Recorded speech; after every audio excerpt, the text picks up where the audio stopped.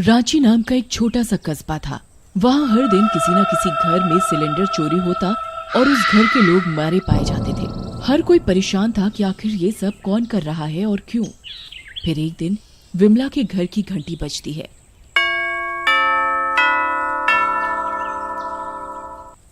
अरे इतनी दोपहर में कौन आया होगा? जरूर वो बगल वाली मीनू होगी, आई होगी चीनी या तेल मांगने। इसका रोज रोज का हो गया है। हर दिन कुछ न कुछ खत्म होता है इसके घर और मांगने चली आती है। आज मैं भी बहाना करके खाली हाथ वापस भेज दूंगी। विमला बड़बड़ाते हुए दरवाजा खोलने जाती है। दरवाजे पर एक गैस एजेंसी के कपड़ों में बंदा खड़ा होता है। हाँ जी बताइए। जी, आपकी गैस बुकिंग थी। खाली सिलेंडर लेकर भरा सिलेंडर देना है। विमला मन में सोचती है, मैंने तो कोई बुकिंग नहीं की। शायद महेश ने की होगी। जी सिलेंडर अंदर रखा है, मैं अभी ले आती हूँ। जी आप परेशान मत हो, मैं खुद ले आता हूँ। विमला आगे चलने लगती है घर के अंदर। मौका देखते ही लड़का दरवाजा बंद कर देता है अंदर से और पीछे से विमला का मुंह बंद कर लेता है। विमला खुद को छुड़ाने की बहुत कोशिश करती है पर नाकामयाब रहती है। पकड़ झपट में लड़का विमला को जान से मार देता है और सिलेंडर चोरी करके भाग जाता है। पड़ोसियों को इसकी कोई भनक भी नहीं पड़ती। रात को जब महेश घर वापस आता है, ये विमला को क्या हो गया? विमला, विमला उठो, आंखें खोलो, देखो देखो मेरी तरफ। विमला, विमला। विमला का कोई जवाब न सुनने पर महेश जोर जोर से रोने लगता है। हाय, ये सब कैसे हो गया? कौन से पाप की सजा मुझे मिली है? महेश की चीख पुकार सुनकर पड़ोसी भी वहाँ इकट्ठा हो जाते हैं। वो दृश्य देखकर वे भी सोच में पड़ जाते हैं। बड़ा गलत हुआ वैसे। भाभी जी कितनी अच्छी थी। भाई, उन्हीं को कौन डाल सकता है? पर ये सब किसने किया होगा और क्यों? तभी कोई अंदर से आवाज देता है कि महेश के घर का सिलेंडर गायब है। पर रोने धोने के चक्कर में कोई भी इस बात पर गौर नहीं करता। अगले दिन प्रिया के घर में सिलेंडर की चोरी होती है और प्रिया उस गैस एजेंसी के बंदे के हाथों मारी जाती है। जब इस बात का खुलासा होता है तो सब हैरान हो जाते हैं। हो न हो, एक बात तो साफ हो जाती है कि कोई गैस सिलेंडर चोर है जो सिलेंडर की चोरी के लिए घर में मौजूद इंसान को मार रहा है। सही बात है भाई, जिसकी भी लाश मिल रही है उन सब के घर का सिलेंडर गायब है। भाई, सब घर की औरतों को सावधान करना चाहिए, क्योंकि दिन में घर में सिर्फ औरतें ही होती हैं और यह चोरी भी दोपहर में ही हो रही है, जब सब अपने अपने घरों में होते हैं। कुछ दिनों बाद एक दोपहर शीला के घर की घंटी बजती है। शीला डर जाती है क्योंकि सिलेंडर चोरी के कई किस्से वहां हो चुके थे। क्या करूं, गेट खोलूं कि नहीं?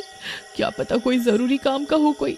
नहीं नहीं नहीं, गैस सिलेंडर चोर भी तो हो सकता है। फिर भी डरते डरते शीला दरवाजे पर जाती है। कौन है? मैं, चिट्ठी वाला। आपकी चिट्ठी आई है, दरवाजा खोल कर ले लो। शीला चैन की सांस लेती है और दरवाजा खोलती है, पर बाहर देखते ही उसके छक्के बक्के छूट जाते हैं क्योंकि बाहर सिलेंडर चोर होता है।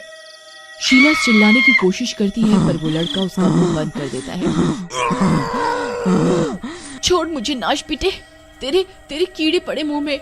छोड़ छोड़ मेरा मुंह छोड़। शीला चिल्लाने लगती है। छीना झपटी में शीला उसके पैर पर कसकर लात मारती है। वह वहीं गिर जाता है। इतने में शोर शराबा सुनकर आस पड़ोस वाले भी वहां आ जाते हैं। अच्छा, तो ये है सिलेंडर चोर।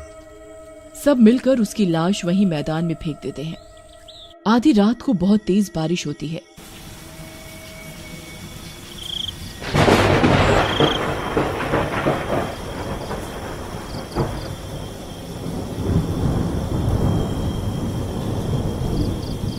तभी वहां अजीब अजीब सी आवाजें आने लगती हैं।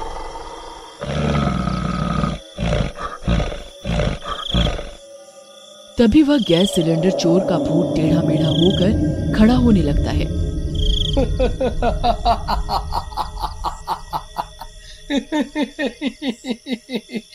देखो दुनिया, देखो मैं फिर आ गया। अब कैसे मारोगे मुझे?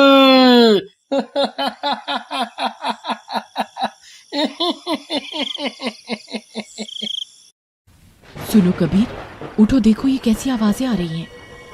चल चल चुपचाप सो जा, मौसम खराब है, वैसे ही आवाजें आ रही होंगी। कबीर सो जाता है, पर रमा को अभी भी वो भूतिया आवाजें आ रही होती हैं। ये तो उठेंगे नहीं, घोड़े बेच कर सो रहे हैं। मैं ही उठकर देखती हूँ क्या माजरा है। रमा डरते हुए आवाज की दिशा में जाने लगती है। आवाज का पीछा करते करते वह उसी मैदान पर पहुंच जाती है।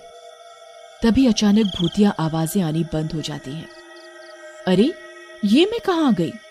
हे भगवान, ये तो वही मैदान है जहां इसकी लाश फेंकी थी। तभी वहां वो भूत आ जाता है।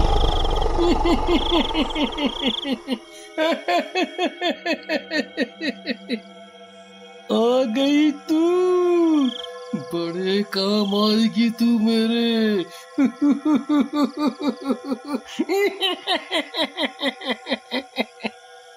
रमा डर कर चीखने लगती है और यहाँ वहां भागने लगती है। तभी भूत उड़ता हुआ जाता है और रमा के शरीर में घुस जाता है। रमा की आंखें हरी हो जाती हैं और वो बिना कुछ बोले अपने बाल बिखरे हुए घर में आती है और अपना सिलेंडर लेकर मैदान पर जाने लगती है। अरे रमा, ये तुम क्या कर रही हो? इतनी रात को कहाँ लेकर जा रही थी ये? रमा गुस्से भरी निगाहों से उसे देखती है। कबीर रमा का डरावना रूप देखकर चुप रह जाता है। भूतिया रमा फिर अंजलि का गेट खटखटाती है। अरे इतनी रात कौन होगा? कोई फिर से मुसीबत तो नहीं आ गई कोई? अंजलि नींद में उठकर गेट खोलती है। अरे रमा बहन, क्या हुआ इस समय? रमा गुस्से में बिना कुछ बोले अंजलि को धक्का मारती है और अंदर घुसकर सिलेंडर उठाकर मैदान में जाने लगती है। अंजलि का सिर धक्के की वजह से गेट पर लगता है और सिर से खून निकलने लगता है। अंजलि चिल्ला चिल्ला कर सबको बुलाने लगती है और दूसरी तरफ भूतिया रमा बाकी सभी के घर से भी सिलेंडर लेकर मैदान में इकट्ठा कर लेती है। अंजलि बाकी सबके साथ रमा के पीछे पीछे उसी जगह जाती है। रमा रुक जाओ, ये तुम क्या कर रही हो? इससे तुम्हारी जान को भी खतरा है। तभी भूत रमा का शरीर छोड़ता है और अपने असली रूप में सबके सामने आ जाता है।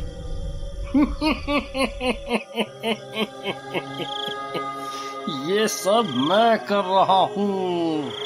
तुम सबको क्या लगा कि मुझे मार डालोगे तो बच जाओगे? अब मैं अपना मकसद पूरा करूंगा। तभी भूत सारे सिलेंडर की गैस लीक कर देता है और पूरे मैदान में आग लगा देता है। अरे नहीं नहीं, ये क्या कर रहे हो? सब नष्ट हो जाएगा। तभी ऊंची ऊंची लपटें एकदम से पूरे मैदान को पकड़ लेती हैं और सब धीरे धीरे चलने लगते हैं। भूतिया सिलेंडर चोर, अगर हम मरेंगे तो बचेगा तू भी नहीं। और वह एक सिलेंडर उस पर भी फेंक देता है। बचाओ बचाओ, भगवान हमारी रक्षा करो, कुछ करो, ये लपटें हमारी चमड़ी अलग कर देगी।